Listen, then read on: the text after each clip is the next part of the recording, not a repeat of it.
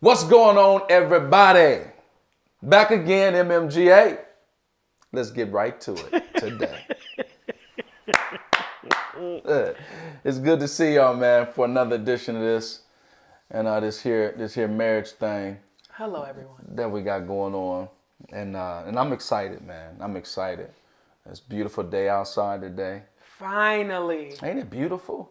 Finally, it has happened to me right in front of my face, and I just can't hide it.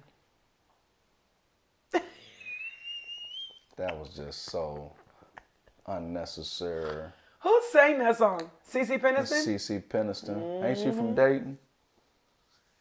I think CeCe Peniston That's an from odd Dayton. fact. She from Dayton, Ohio. I think never so. knew. Y'all gonna look that up, Google that, see if I'm right or not. Why do you have this southern accent? Talking real country. Yes. I got family down there from Georgia. You do not. I have family from Georgia. Listen, y'all, I'm glad y'all here, man. We got some good stuff I think I want to talk about today. Ashanti and I was dialoguing about it earlier, and I think it's gonna be great. I think it's more relational than marriage per se. I think that's our podcast, though. Our podcast is Yeah.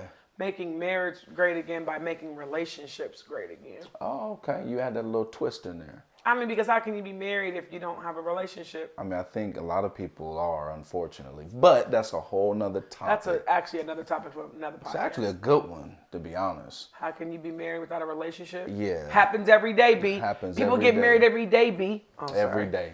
So I'm excited about this one, and I think we're gonna be able to cover some good ground and do some good stuff. How you doing today? How you feeling? I feel great. You feel great? Mm-hmm. Why? What's going on? Why you feel great today? What is it about? I have to have a reason to feel great. I mean, most people do.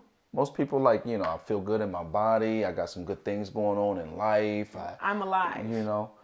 That's it. That's it? That's why I'm having a great day. All right, I'm going to remember that. I'm going to Please remember do, that. and remind me. And remind you so that when your head is hung low. That's right. Pick my chin up. I Do want not to let pick me your hang it low. chin That's up right. and make sure you understand Yeah. why you should feel great.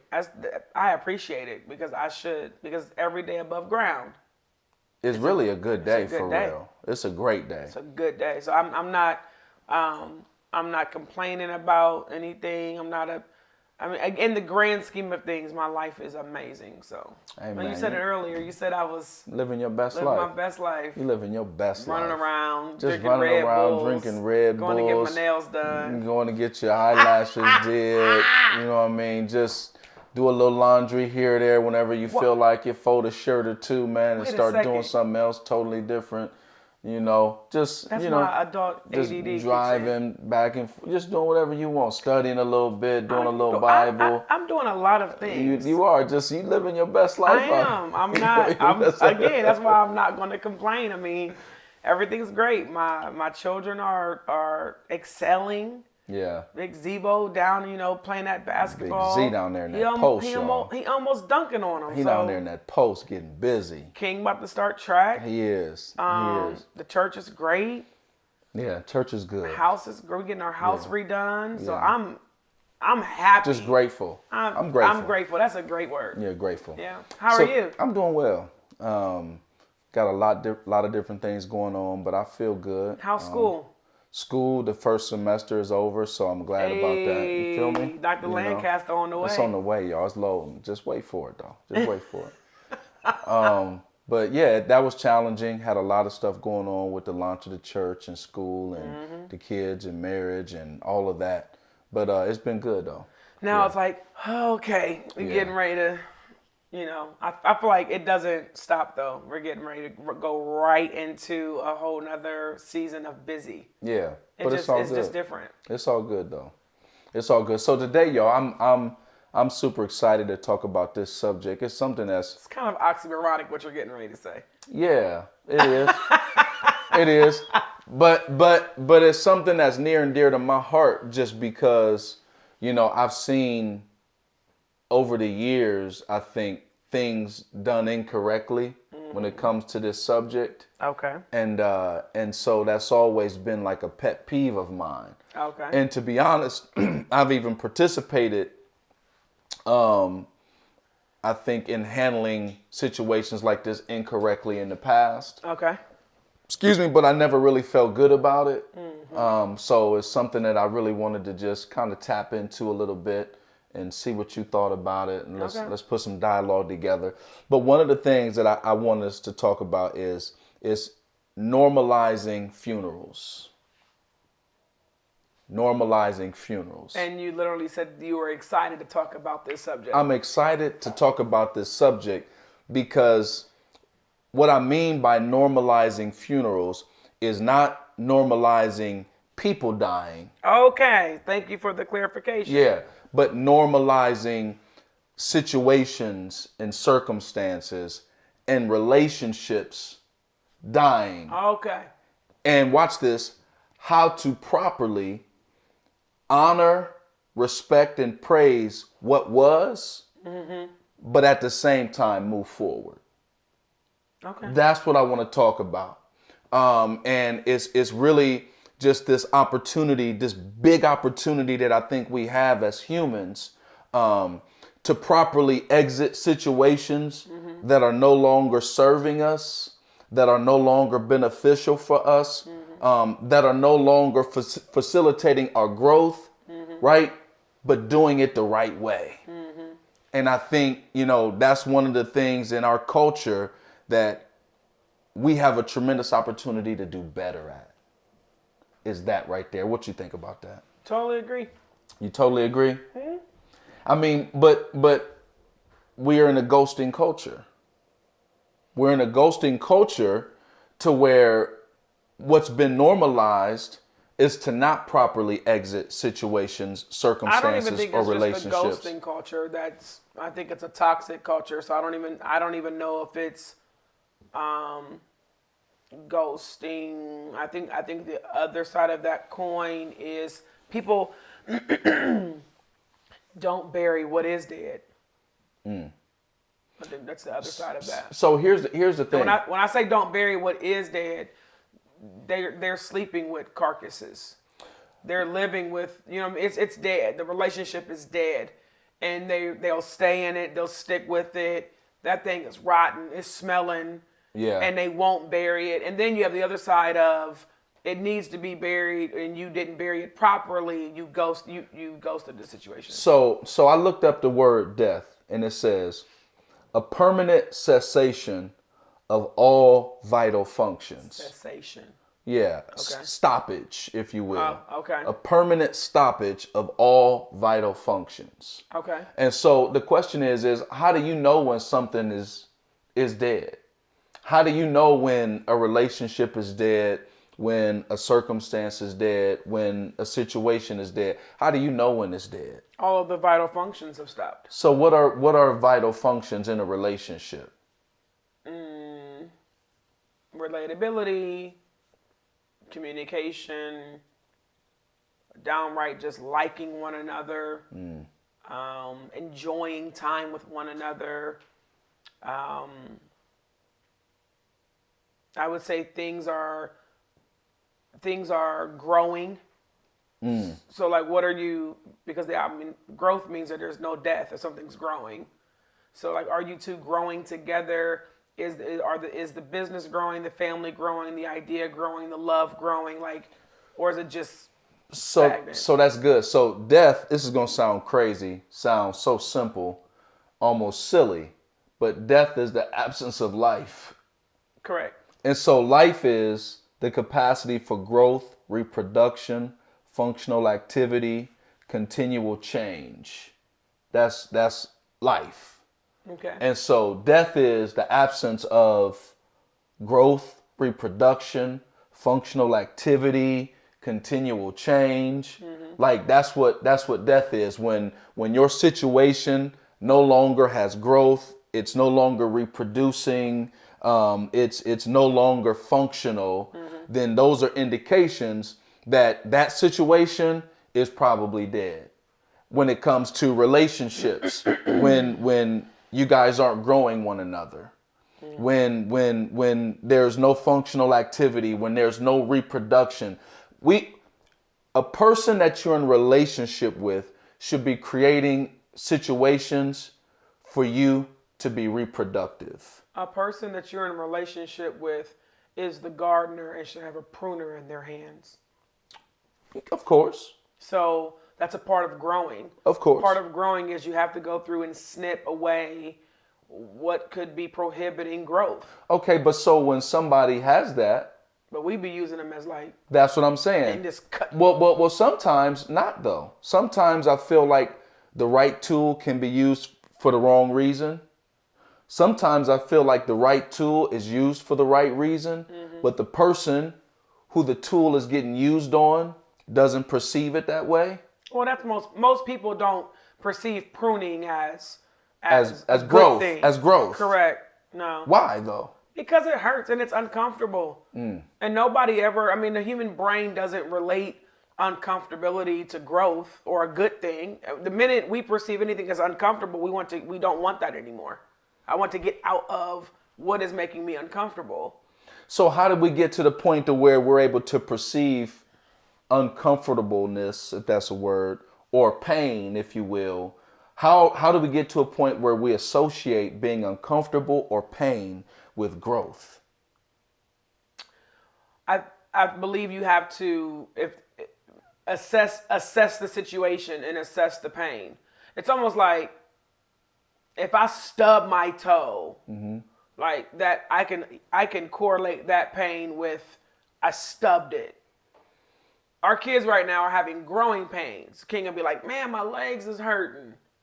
But King will just be laying in the bed. It's not associated with anything that he's physically done. His body is just growing. So I think you have to assess where the pain came from. Like if, for example, if you are, and we do this all the time, I could be doing something and you could say, hey, the next time you do that, I think it'd be a better idea if you not be as long-winded. Let's say that.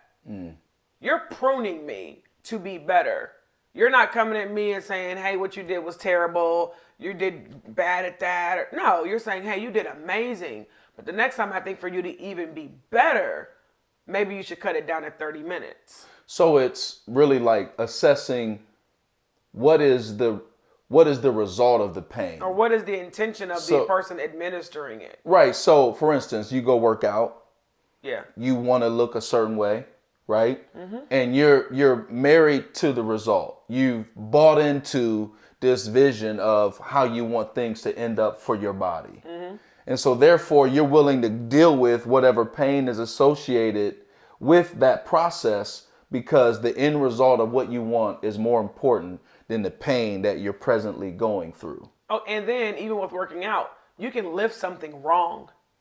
Sure. And you know the difference immediately of I've done something wrong and it hurts, or I've done something really good and it hurts. But the end result makes you be resolved in the fact that there's going to be some pain associated in order for you to get to that. And there's going to be some uncomfortable moments associated with that process in order for you to get to that. Right. Some people quit because it hurts. They do. They quit because leg day was too much. Because dealing with the pain, they'd rather not deal with the pain than get the result they want.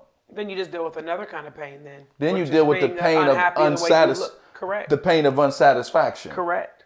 You know what I'm saying? And if that pain is not greater than the pain of just pushing past that, then you'll be right there. And so then it comes down to either what do you want?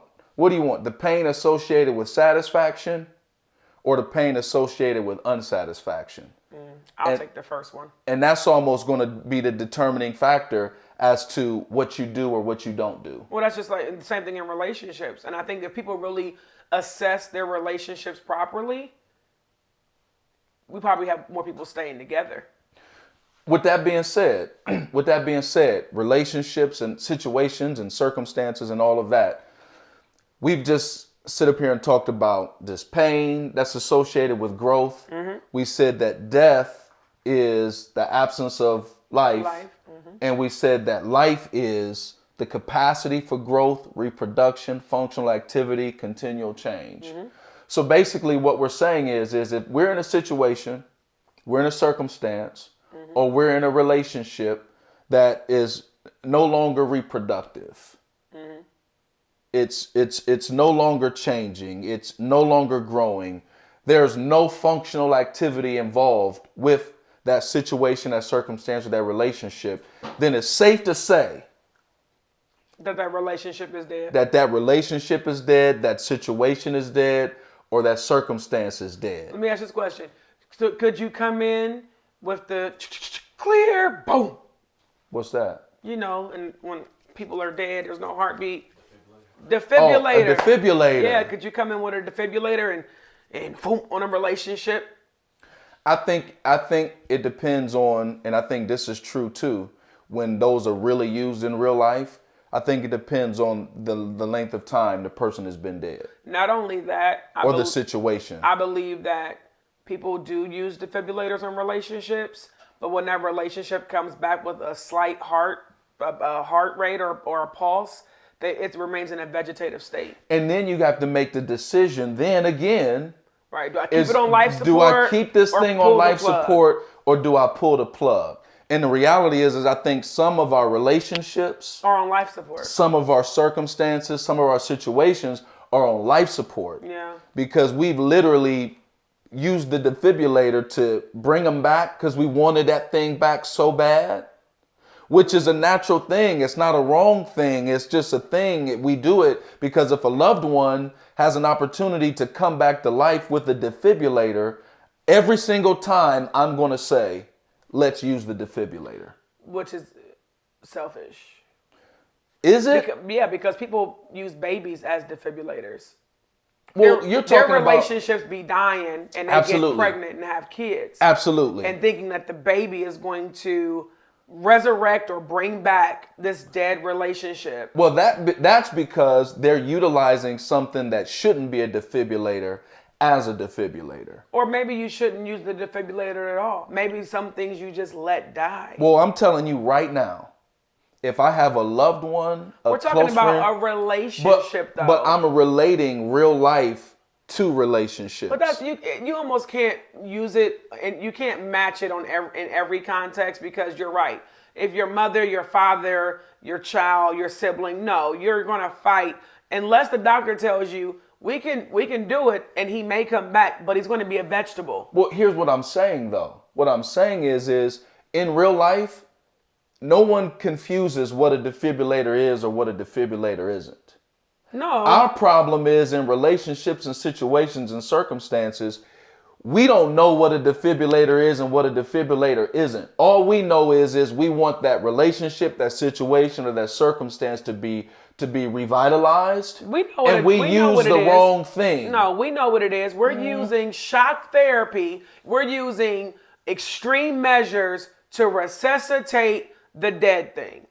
We absolutely know. And it's very selfish, because when you are in those situations, the doctor will inform you that if this works, here's what could be. Here's what could be. But the thing is though, we're using those things to do it, but I don't think that's what should be used to do it. But we're utilizing it anyways. So then what would be, in your opinion, then, a relational defibrillator? A relational defibrillator, I feel like, is transparency, is honesty, and it's integrity. No, that take too long. No, that's a conversation. That take too long. Because if you're dealing with something that's been sick, that is now died, you're saying we're gonna take the time? No. Because you only got a small window of time when something is dead to bring them back. I didn't say anything about time. I said transparency, honesty, and integrity. That's a conversation. Our problem in relationships is when we have those conversations, there's no real transparency, there's no real honesty, and there's no real integrity. So therefore we're having that, and we're not really disclosing what we're really dealing with. And so the relationship then continues on, and it shouldn't. Okay, but we're done with all of that. The relationship is dead. And so what I'm saying is, in your opinion, at the point of death, it's boop, It's on the screen. What is a relational defibrillator in that moment that you could shock to bring a pulse back? A conversation. We're using wrong things. We're trying to manipulate life by using a baby, by getting pregnant, or by getting married. We're trying to manipulate a life that does not really exist, that should not really be there, and we're using things to do it.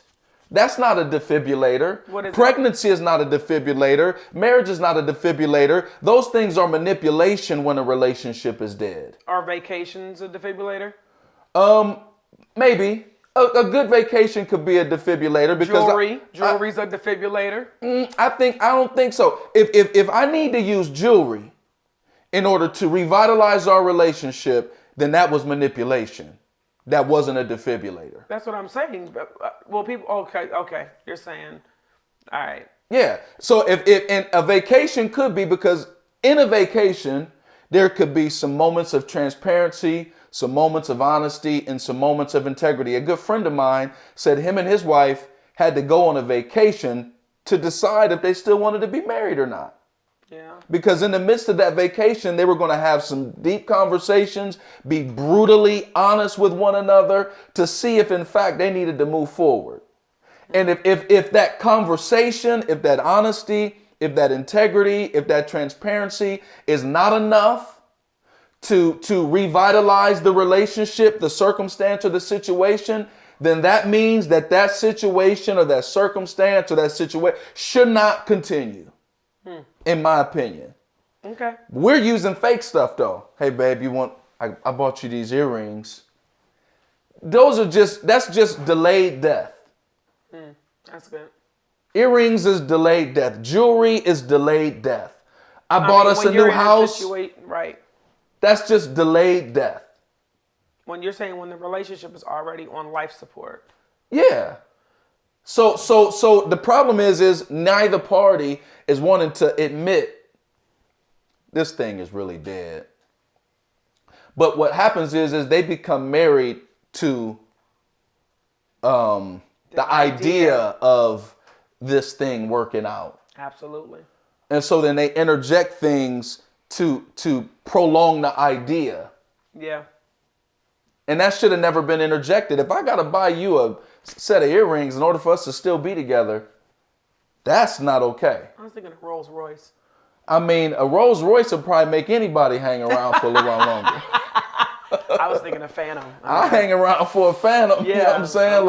I might give you a couple more years. You know what? Let's go ahead and rethink this thing. If it's a Phantom outside, I might reevaluate the circumstance. So yeah, man, I think, so when we're talking about normalizing funerals, so when we've gotten to the point to where we realize this thing needs to not continue, how do you have a proper burial, funeral for that thing?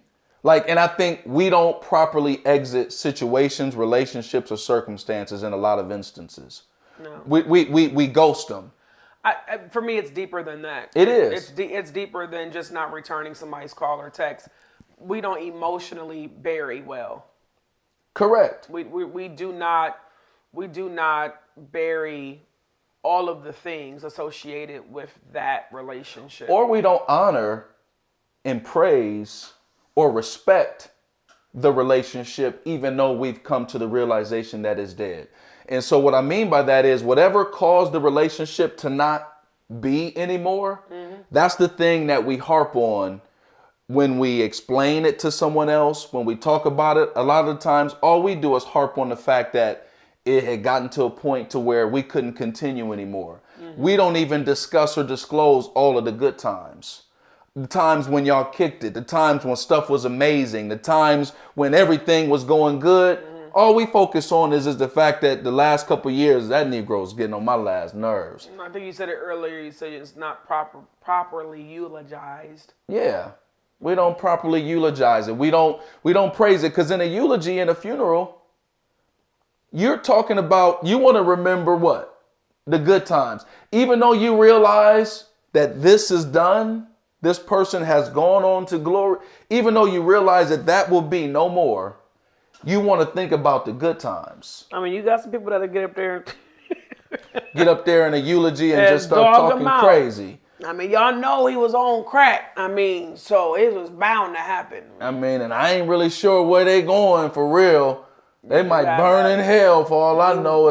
You have that, and that's not proper. I mean, No. I think healing would happen a lot faster if individuals would properly eulogize and bury relationships and not let it, I guess, take room in their hearts.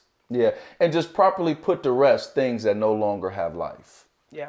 Just properly put them to rest. Like this no longer has life. It's no longer functional. It's no longer reproducing. I like that verbiage better than it's no longer serving me, because that is so selfish. I think of course. the more adult answer is going, is it full of life? Yeah. Not is it serving me? Is it giving life? Yeah, is it serving us?